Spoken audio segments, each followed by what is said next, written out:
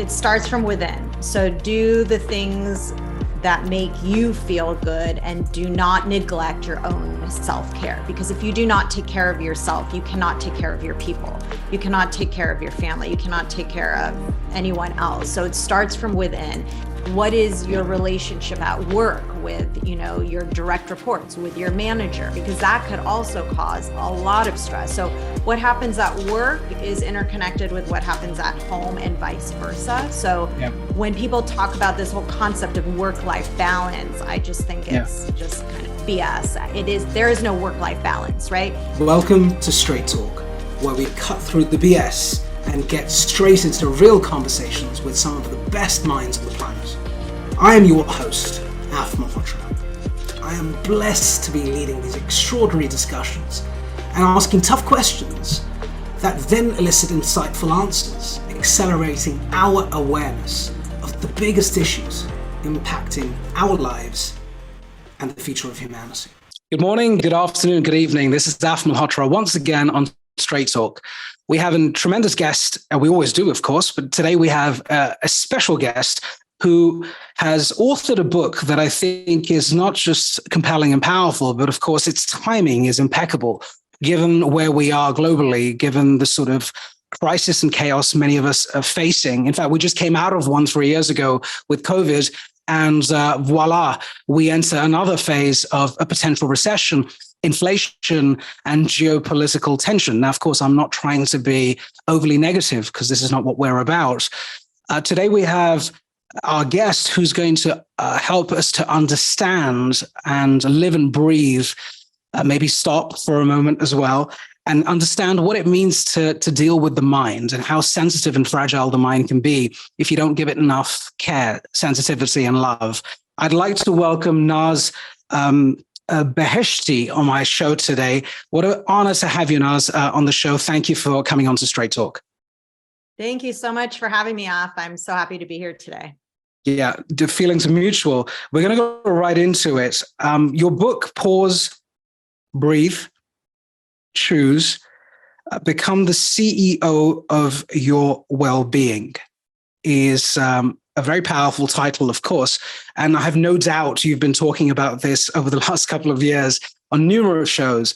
I will delve deep into the book and the findings and these amazing techniques and models that you have that I've exposed myself to, all of them pragmatic and practical.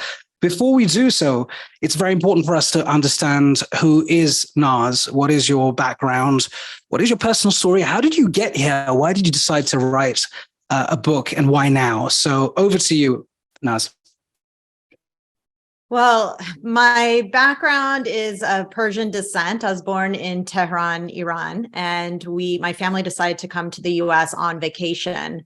And that was a long time ago. And then the revolution broke out and we ended up staying. So we are on an indefinite vacation and started a whole new life from scratch in a new country. And my life would be extremely different if that revolution hadn't happened and we did not choose to come here, because I wouldn't even be here. I probably wouldn't even have my own company or gone in this direction. So I always think about how my life has unfolded from my roots and how I had a new opportunity here. I grew up in San Francisco in the Bay Area, and I went to school at UC Santa Cruz. Right out of college, I studied psychology, and right out of college, I really was presented an opportunity kind of by accident. I didn't even seek it, but my first job out of college ended up being at Apple as Steve Jobs' executive assistant. He hired me on the spot. So it was very difficult to say no, even though that wasn't, my plan. I did not intend to be an executive assistant after studying psychology, but I said yes because it was Steve Jobs and I thought it would be an amazing opportunity. And it was just planning to be a temporary stop on my path, on my map, because that wasn't going to be my career.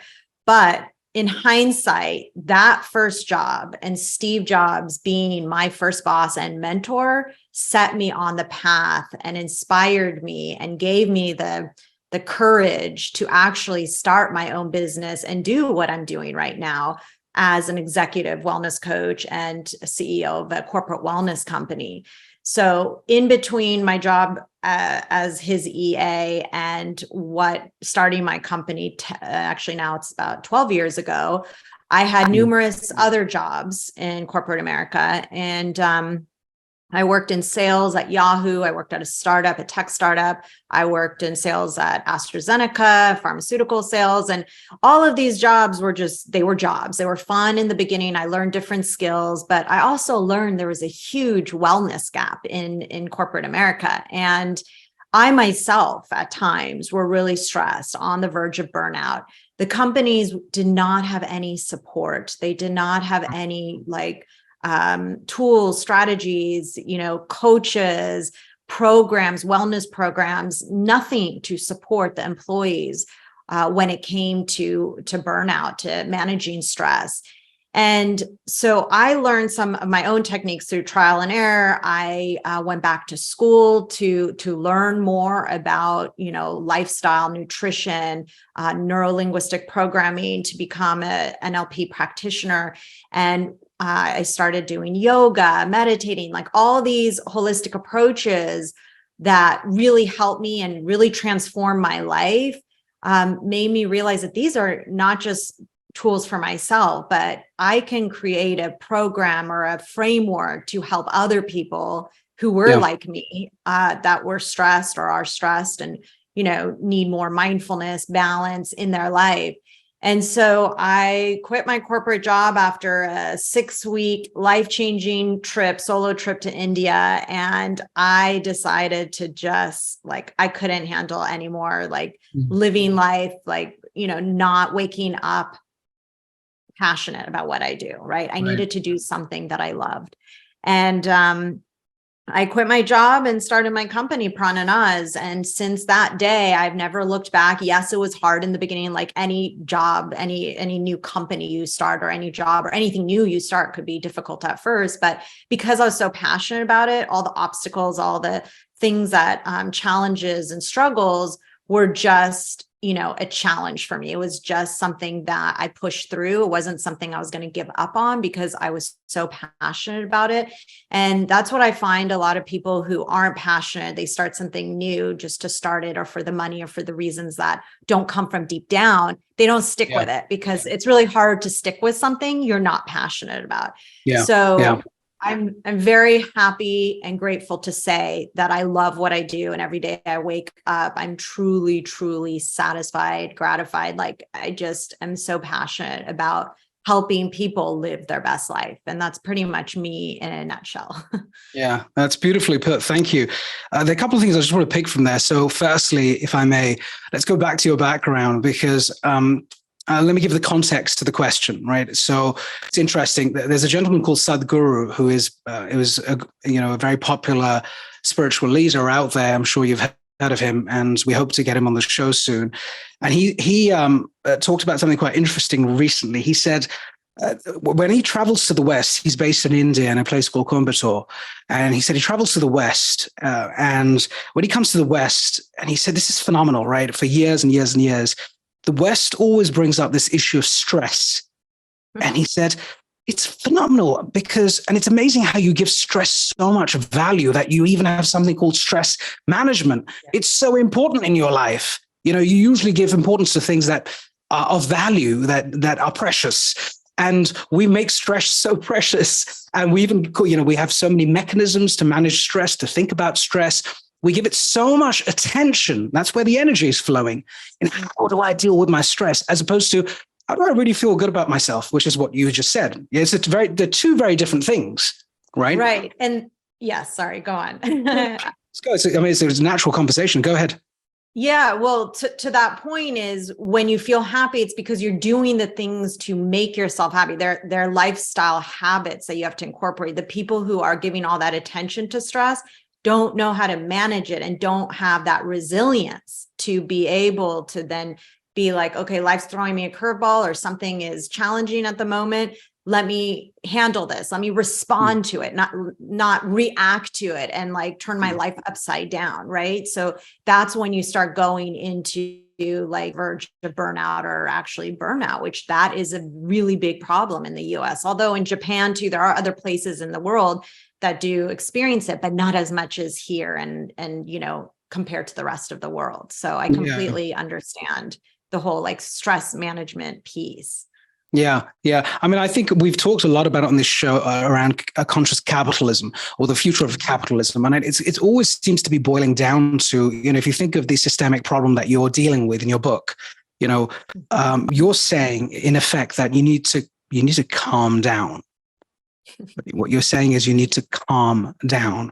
And what you're saying is it's important to have goals if you wish. It's important to have some aspirations, and it's good to pursue some ambition within the context of everything else that makes you the person you are, which is way more and infinitely more important than your obsession with work, which is what I think you're saying in the book, beautifully articulated with loads of tools. I'd like to start by helping people understand your book with the following problem statement. And the problem statement, I know you will do this fantastically. The problem statement is as follows. So right now on the planet, if you think of the workplace, the middle managers seem to be, almost thrown into mid-sea in shark-infested waters with no life jacket. I think that's how they feel. Sure. That's what we hear, we see. Absolutely. And why is it? Because after COVID, remote working and virtual working happened, hybrid working happened. They were never really trained or built for that model.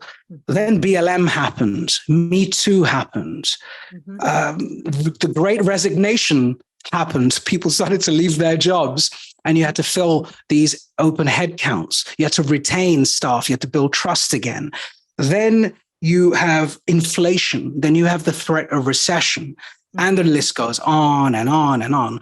And it feels like to these mid-managers that they are laden. They're laden with anxiety, with stress, with conditions that one shouldn't have mentally. And that concept of burnout, I think it's like you talk about chronic stress versus acute stress. And I really like the way you've differentiated. So if it's okay, let's start with the mid-managers as being the use case here for a moment, because it's real, it's a problem, we're seeing it all through our episodes. And what you've written about here can potentially solve a lot of that or address a lot of those challenges. So with that in mind, what I'd love to start with is, what is your initial reaction to the situation that these mid-managers are in? Because I'm sure you'll appreciate they're just flooded with all of this stuff coming at them. What is your first response to them? If I was the mid-manager and I'm here seeking help, pleading and saying, give me some salvation, Naz, how would you respond? What is it that you would say? Well, I would say it starts from within. So do the things that make you feel good and do not neglect your own self-care. Because if you do not take care of yourself, you cannot take care of your people. You cannot take care of your family. You cannot take care of anyone else. So it starts from within. And most people, whether it's mid-level managers, executives, parents, whomever, start neglecting when they're in charge of other people, they're responsible for other people and have lots of responsibilities. They tend to, especially like very caring empaths, they tend to put their energy outward to other people and help them while neglecting themselves. And then that's how, like, after some time, that's not sustainable. You neglect yourself, your self-care, and you end up not being able to give anymore. You're depleted, right? And that depletion, that acute stress turns to chronic stress. That chronic stress turns to burnout, turns to illness, dis-ease, right? So I would say to take care of yourself and before trying to take care of other people, because you cannot give if you do not give to others, if you do not give to yourself, you'll just like burn out. So that's like the most important thing, is taking care of yourself first. And pragmatically, so that's one, absolutely. So that's a sense of awareness. It's a sense of awareness to say, listen, I've got to get the house in order. This is just not working, right? Yes. What can one do pragmatically and practically? Like right now, what do? I'm still lost. I hear you, but I have no tools to help me. What do you suggest? Yeah. Well, so in my, for example, when I coach someone, I talk to them about their lifestyle. What is it at work, at home, your sleep, your relationships, what you're eating, your exercise, like all those, because it's a very holistic approach to the choices that you make every day. What are your habits? What are your good habits? What are your bad habits? What are you doing every day? And then trying to just start small, not saying, okay, Af, you told me this, and this, we're going to turn everything around overnight and give you a whole new life. And no, that doesn't work. So I would say, I would work with that person's lifestyle and what they're currently doing. For example, I would ask, how are you sleeping? Like, let's just start with the very, very basic. If you're not sleeping well, let's start with that. Are you exercising? Are you moving your body? Like, what is your relationship at work with, your direct reports, with your manager? Because that could also cause a lot of stress. So what happens at work is interconnected with what happens at home and vice versa. So when people talk about this whole concept of work-life balance, I just think it's just kind of BS. There is no work-life balance, right? I like to talk about work-life integration and work-life engagement. How do you show up engaged in work and in life? So how do you bring your best self to work and life? And so we work one by one, like, we work together for quite some time. I mean, this is my coaching. So you asked me, like, you're not asking me if you were my coachee, but for one is get my book and try to start picking out some actions. The way I wrote my book was for someone like you who's like, I don't know where to start. At the end of each chapter, I give a bunch of different action steps and business hacks that are actionable, because that's how my coaching is. That's how I am. That's how my book is written, it's very actionable. So choose one, start there. How do you feel? Do you see ripples around, in other areas of your life when you start maybe sleeping better? Maybe you pick up a mindfulness practice, whatever that is. Maybe you're starting to move your body in different ways. Maybe you weren't moving, you were sitting all day and you decided to start walking more or, exercising, whatever the case. So those are the small steps that create huge change. Mm-hmm. Let's step back for one moment, and I want to share a very short story with you. So I was having lunch with a CEO of a listed company, and a while back now, and the lunch went on and on and on, and we drank a bottle of wine together, if that's allowed, and he loosened up a little bit, and he said something interesting to me, and I've never forgotten it, because we were talking, theoretically about empathy, right? We were talking about compassion, the leaders of tomorrow, all of that sort of good stuff. Mm-hmm. He said, can I say something to you? And I said, go on.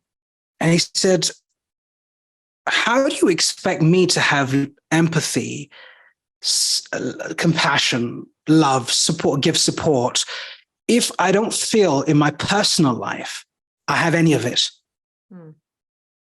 And without delving into what he meant, we can infer what he was saying.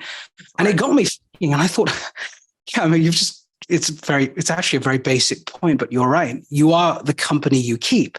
So when you get home, if you see the opposite of everything the company wants you to be like, we put all these posts up on LinkedIn and social media, empathy, it's all about compassion. And he made a great point. He said, I don't have any of it because I don't experience any of it in my personal life. So that integration, like the middleware, which we are talking about between work and personal life, that integration is broken. Yeah. And sometimes it's because of what you've said, lifestyle, sleep, but sometimes it's even more fundamental. It could be relationships, the lack of relationships. Absolutely. And I think we forget that, don't we, when we try and self-reflect. And in the book, when you talk about pause, breathe, choose, that's not just about 3 words coming together. It's much, much more. I mean, pausing is about, I think, this is how I'm interpreting your book. Pausing is about just saying, actually stopping for a moment and saying, look, and thinking, I've got to make a not to-do list as much as I've got to make my to-do list, because we are in a habit of, because of capitalism and the pressure of do. That's all we do. Mm-hmm. And so we don't often just stop and stay calm. And actually the studying, the teachings and the study of the East tells you must just be, like you say in your book, just be comfortable with yourself. Mm-hmm. Mm-hmm. Right. And so this is just a point I wanted to raise. You also talk about in your book a few very interesting approaches. The ACE approach, which I'd like you just to touch on in the context of stress in particular.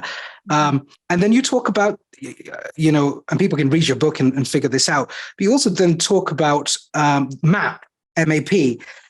Tell me a little bit about, when these techniques work well, and as candid and honestly as you can articulate this, when do they fail and why do they fail? Okay, so the ACE method is really a new way of reframing stress. So it's all about upgrading both your mindset and your behavior. And when it fails is when you don't have awareness that you're actually experiencing stress and what type of stress. So the ability to distinguish between the different kinds of stress, as I talk about in my book, is acute stress, chronic, and eustress, which actually stands for ACE.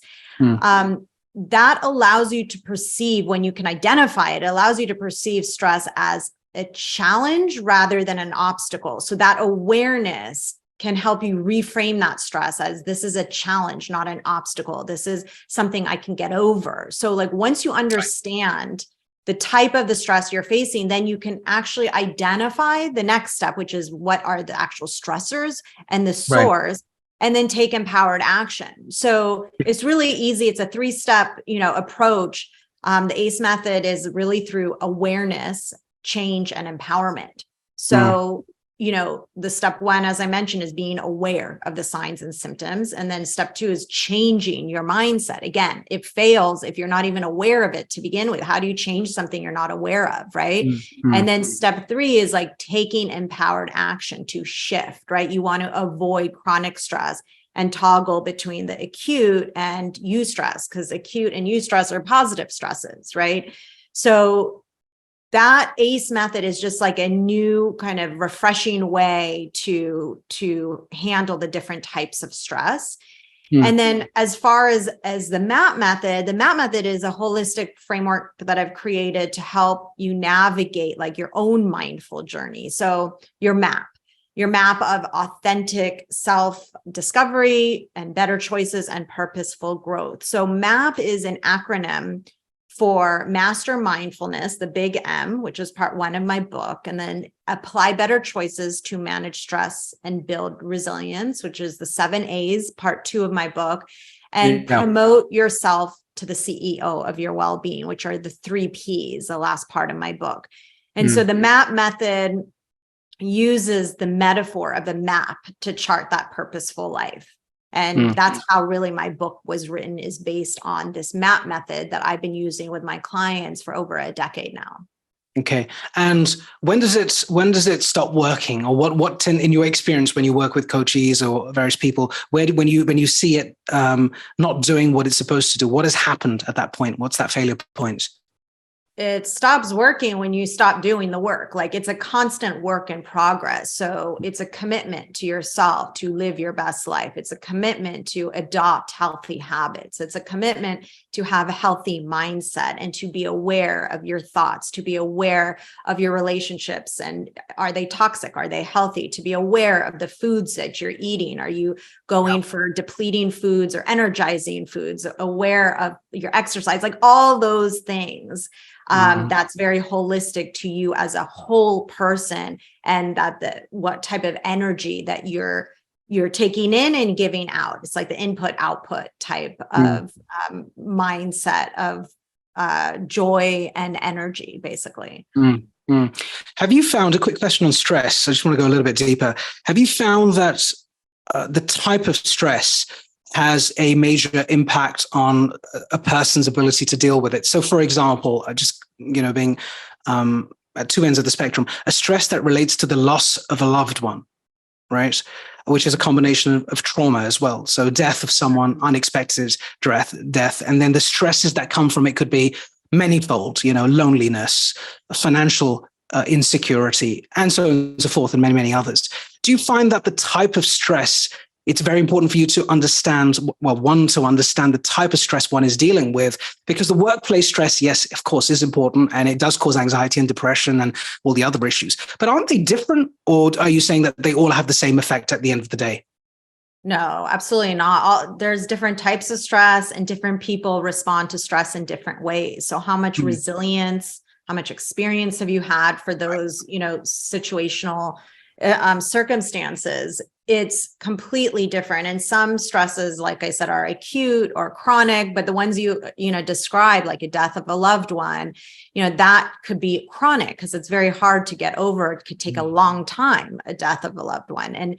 And so it also really does impact the healing process, is also impacted by your resilience, but also your support system. Like, do you have support? Do you have love and, other people supporting you, or are you all alone?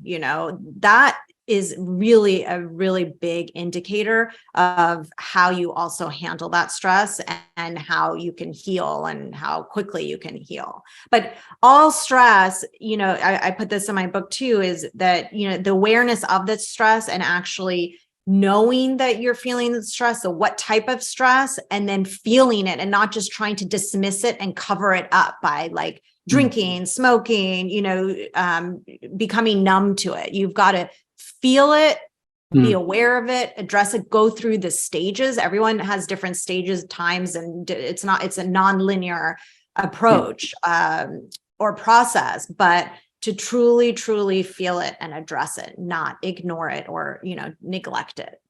Yeah. During the COVID period, we saw in the workplace in particular, we saw, of course, that whole remote working challenge. I mean, it was great for many people.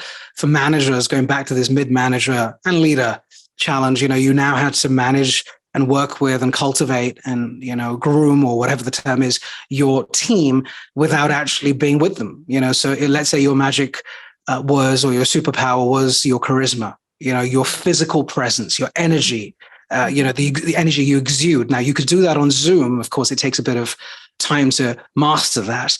But let's say you were just so dependent on your team being around you, looking at the white of the eyes and giving each person that love and attention and that care. And suddenly, bang, it's gone. And now you're on the back of these video conferencing tools, this square or this rectangle. That's been really tough for a lot of managers to deal with, because they would argue that we're relationship based, we're human. And that's how we helped our team. In your experience over the course of the last 3 years, again, the timing of your book is impeccable. How are you guiding people around this? Because I'm sure it's come up numerous times for you. How do you coach? How do you guide? What do you say to a manager at this point to say, listen, there is a way out? What's your response? Well, the way out is shifting the mindset and becoming more adaptable and agile to changing times. Change is inevitable, and we need to adapt to be able to move forward. But staying in the past and always saying this is what I need or I'm used to when everyone else is remote, it's very hard to, like, they're going against the flow. They're going, they're creating greater obstacles. Yes, it's a challenge, and it's a very common challenge. I hear it all the time amongst my leaders and executives and mid-management, everyone, and most people, not everyone. Some people actually prefer it, but more people like it in person because it's easier for all the reasons you said. I mean, you miss a lot of nonverbal communication, and even you're only seeing part of that. Yeah. You don't even see the rest of their body, right? So like you are missing, quite literally and figuratively, you are missing a lot of the interaction. So what I say to that is, we have to adapt to the changing time and make more of an effort. So is that more one-on-ones? Is that more like reaching out? Because everyone was going through the same thing, similar thing of loss, change, their security, the unknown was so front and present. No one knew what was going to happen during in the midst of the pandemic. So in a way, it created actually more of a bonding and connection, because people were going around the entire world going through something similar, right? So I would say use that as an opportunity to connect with your direct reports, with your colleagues, your peers, even more. Use it as an opportunity instead of, well, I'm used to this and now I'm not getting that. Okay, you're not getting that. Yes, that's a lack. We're speaking from a place of lack. Let's now speak from a place of what you've gained from this experience and what you can gain if you choose to create an opportunity out of this experience. And I can't tell you how many people have loved connecting on a deeper level. They never knew or thought to do that in a workplace setting. I mean, just the fact of that we're in our homes, like even in the news, like I was watching CNN or whatever was in the middle of the pandemic and someone's like dog went by, the anchor's dog. It's like, you wouldn't even know, first of all, what their home looked like if they had kids, or because it's just more natural setting. And so just by having a glimpse of them, even though it's just part of them in their own home setting, you're actually getting a glimpse into their more personal life. And that alone is a metaphor of like how it's actually connected and bonded us more. If we it's a great way of putting it. Yeah. Can I say one thing? I like the way you reframe that, because that's brilliant reframing, because I think what you're saying is, look, now you have this opportunity. If you, in fact, look at my situation, people remember this. So I see a painting and I see your fantastic book that everyone should buy, by the way, and we'll post that out later. And what you see here is me and my life and my personality. So you see the books. I'm a musician. So you see the guitar. You see my Indian drums, which you probably can't see, but they're here somewhere there. Right, my the tabla. The tablas. Yeah, exactly. So I'm a musician as well, and that personality is me. So if you want the full, authentic version of me, you need it all, right? I mean, I just don't have my family here. That would be a little bit too much. But I wouldn't be surprised if down the line people get so used to being comfortable in those situations that today we might feel is uncomfortable for a lot of us, right? Because the corporate world is bizarre, because the corporate world has detached us from our human selves to such a degree. I don't know who the hell decided this nonsense, because for years, 25, 30 years, we were taught, you go into this office, you go into this, cage, essentially, and you behave in a certain way and you speak in a certain way and you refrain, and you never really tell anyone about your life or your personal life and how you like to play the tablas over the weekend, and you play in a concert, or you're a painter, or you're an artist, or you love football, or whatever it may be. Only later on, over the last 15 years, have we started to open up, which is absolutely bizarre. Because I say this because I look at the East, and when I look at the East, you're from Iran, or, you have a multicultural bilingual existence like I do. Cultures have a massive role to play in creating what I call ambidexterity. So you start to see, like, you will see 4K in situations, and I'll see 4K. Someone else from a linear culture will see, 2K, or a view that is different from ours. And I think you can keep enriching that as you absorb, like, the stuff that you've got in your book is so enriching. And the tools are so powerful that if you actually use them, you can see that major difference happen. One final thing about change. So someone might say to you, look, Naz, there are people around me at my workplace that bring out the worst in me, because you said bring out the best in you. Okay. Now, I read your book scenario. I read your book and I've been practicing it, and I do feel better. Honestly, I do feel better. And I watched your podcast with Af and StraightTalk, and it was brilliant. And I do feel better, no doubt. But I'm not there. How radical should one be? Should I resign from my job? Should I try and change the job? How do I get rid of those negativities? Because I get that question a lot, but I'm going to throw it at you because you're the expert. I actually had a few clients, and more recently, leave their job because of the toxic relationship. And we talked it through. So what I would say is, how toxic is it? How much is it infiltrating your work life, your home life, your life? Like, does this person or people occupy a lot of are they taking up like prime real estate in your mind and your heart? Are they affecting you mentally, emotionally? If so, I mean, I always say first try to work it out, right? Like go to HR, talk to them directly, talk to your boss, go to HR, like do those common basic things. But if that still doesn't work out, because often that's the first step, and then things change temporarily, like, oh, okay, the relationship has improved, they're not as toxic or whatever. But after time, it reverts. If you don't really get to the root of the problem, or it's not mendable, it reverts back to that toxicity level. And so then it becomes a cyclical cycle, a vicious cycle, right? So at that point, it's like your mental and emotional state, your joy is much more important than any job. Even if you're super passionate about the job, go somewhere else, find somewhere. If that person isn't going to leave or get fired for whatever it is that they're doing, your well-being is the ultimate wealth. And so, yes, I would say be extreme and move on. And actually, I said a few clients, one of them just recently did that recently, like a few months ago, and found something way better, another position, much better fit, and said, oh my gosh, I cannot believe, that what I was experiencing was just a few months ago. It feels like a lifetime ago because I'm so happy here. And like, I can't believe I even dealt with that, right? It's like a whole new life almost, because it affected that person so much, right? And life is too short to have someone in your workplace like affect you that much. And becoming the subtitle, and my biggest talk workshop is become the CEO of your well-being. And that also means become the CEO of your well-being by being the CEO in your relationships. So looking at taking a scan of your relationships at work, at home, wherever, and just assessing how your relationship is. For example, when I speak with someone I haven't spoken to in a while, or just in general, I actually do a little quick self-assessment. Was that energizing or depleting? Like, am I happy? Am I like, I assess how I feel after speaking with that person, whether it's on the phone or in person or in my whatever interaction. If too many times I feel it's depleting, or I'm annoyed or frustrated or whatever, I start demoting that relationship. So I spend less time with them, right? Yeah. If I'm like super energized and happy and they bring me joy and love and all that, I promote that relationship. I want to spend more time with you.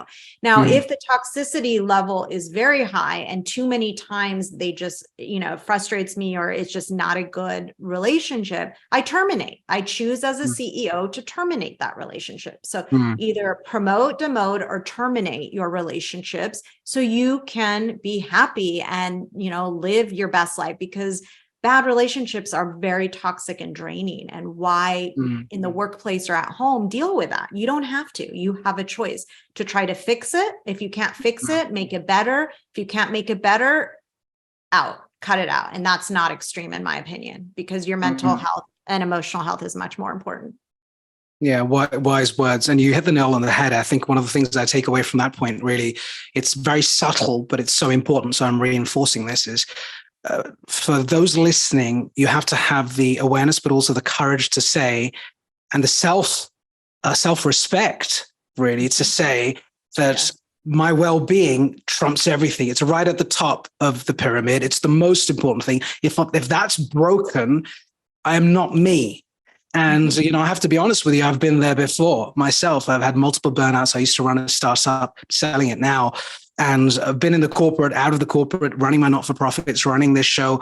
And you juggle many things, but it's funny. People say to me now, oh my God, you do so many things. I don't feel like I do so many things because I actually truly love what I do. Like, I love talking to you because it's an enriching process for me, right? I'm talking to someone who's accomplished, who's lived life, who's got wisdom, has created a book, encapsulated their experiences in that book, and is now, cascading it, distributing it to the rest of the world. So you're making a difference to people. When you speak to people like you channel and you cross-pollinate energy.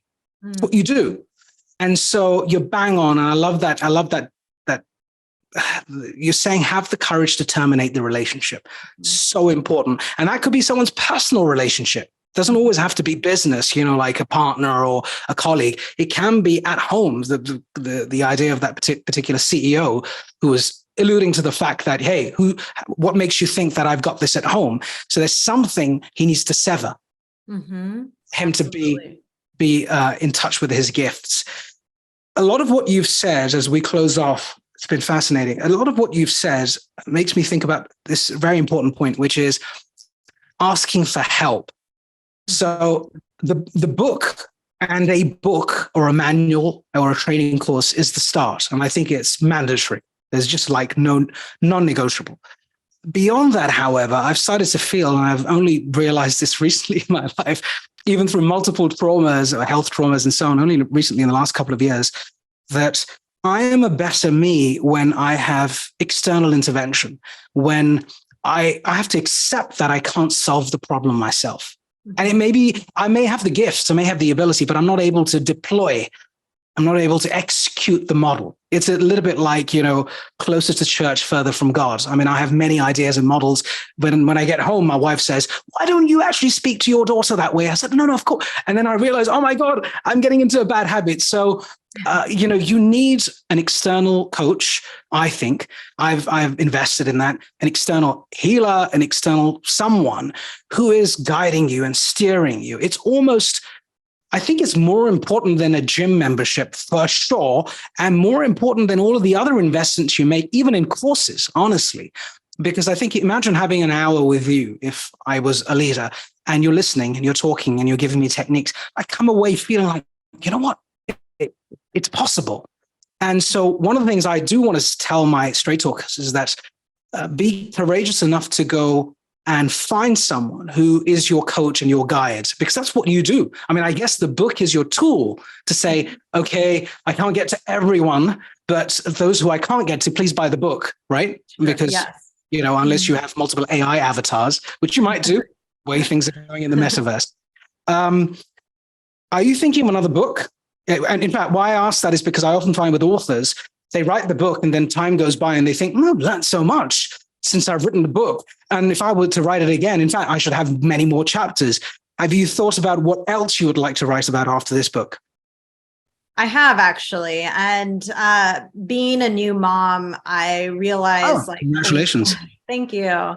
Why start at the corporate level? I would like to actually perhaps, and I haven't spoken to my agent yet, so this is the first time I'm sharing my idea, but why not start young at the, kids level of the whole concept of pause, breathe, choose? Like, a toddler having a tantrum, or an older, a teen, like younger kids starting before even getting into the workplace, having the tools to manage stress, but speaking more to them could be a next target audience. That's just a thought, but I also have a lot more for, for leaders and executives.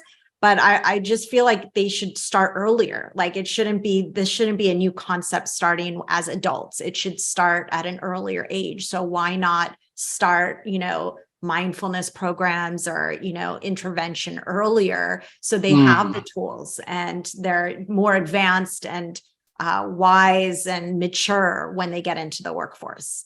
Yeah, there is I have a 4-year-old and a 2-year-old, and I have to tell you that there is a huge opportunity, with the entire context of Gen Z, Alpha, and what you've just laid out in your book. It would be unfair to expect a leader of any sort to go and, inculcate or inoculate their child with all of the wisdom and energy that you've talked about if they don't have it themselves.